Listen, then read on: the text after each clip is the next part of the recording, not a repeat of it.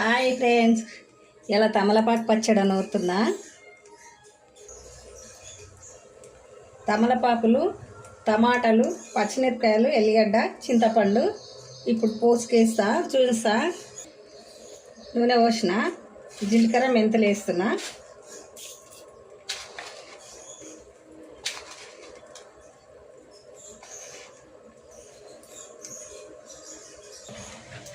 పచ్చిమిరపకాయలు వేస్తున్నా.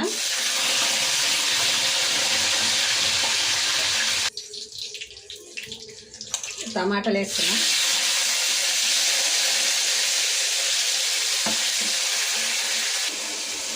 తమలపాకులు కట్ చేస్తున్నా. చిన్న చిన్న ముక్కలుగా కట్ చేస్తున్నా. పచ్చడి బాగుంటుందంట. నేను ఈరోజే ఫస్ట్. చాలామంది నూరుతారు, అందుకే నేను కూడా నూరుదామని. ఆరోగ్యానికి చాలా బాగుంది. వేస్తున్నా.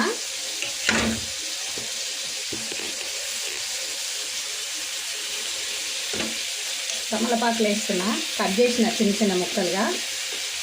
ఎల్లిగడ్డ కూడా వేస్తున్నా, ఎందుకంటే ఇది ఆరోగ్యానికి చాలా మంచిదంట. ఇట్లా దగ్గు దమ్ము ఉన్న వాళ్ళకైతే ఇంకా చాలా మంచిదంట. కొంచెం పసుపు వేస్తున్నా, ఉప్పు వేసిన, కొంచెం వేస్తున్నా పసుపు. ఉడుకుతుంటే స్మెల్ మంచిగా వస్తుంది. కాకపోతే ఇది రక్తం శుద్ధి చేస్తుందంట. ఇట్లా దగ్గు దమ్ము ఉన్న వాళ్ళకి మంచిదంట, గుండె జబ్బులు ఉన్న వాళ్ళకి మంచిదంట. చాలా బాగా మంచిదని చెప్తారు. కానీ చాలా స్మెల్ వస్తుంది, మంచిగా వస్తుంది ఉడుకుతుంటే మాత్రం. చూడాలా టేస్ట్ ఎట్లుంటుందో. ఒట్టి మిరపకాయలు కూడా వేసుకోవచ్చు. నేను కొన్ని పండుగ అయినాయి మిరపకాయలు పచ్చి వేస్తున్నా, అవి వేసుకోవచ్చు, ఇష్టం మనము. పెద్దగా దీనికి ఏం ఖర్చు ఉండదు. కాకపోతే మంచిగా నూరేది టేస్ట్గా ఉండాలి. తీసేస్తున్నా. చల్లగా అయినాక మిక్సీలో వేసినాక చూపిస్తాం. మళ్ళా తమలపాకు పచ్చడి రెడీ. మస్తు స్మెల్ వస్తుంది. చూడాలి ఎట్లుంటుందో, టేస్ట్ చూడాలి. అసలు తమలపాకు పచ్చడి అని ఎవరు అనుకోరు. ఇక ఎంత బాగా అయింది.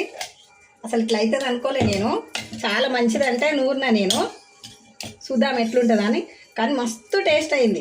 బా, మీకు నచ్చితే లైకులు కొట్టండి, షేర్ చేయండి. నేనైతే ఇంకో పచ్చడి కూడా చూపిస్తా. ఇంకొకటి కూడా ఉంది, అది చూపిస్తా. చెప్పను ఇప్పుడు, నూరేటప్పుడు చెప్తా. ఎంత టేస్ట్ అంటే అంత టేస్ట్ అయ్యింది. ఇది ఆరోగ్యానికి చాలా మంచిదంట. మీకు కూడా నచ్చితే మీరు కూడా చేసుకోండి. ఏం లేదు, 4 టమాటాలు, చింతపండు, ఎల్లిగడ్డ, పచ్చిమిరపకాయలు,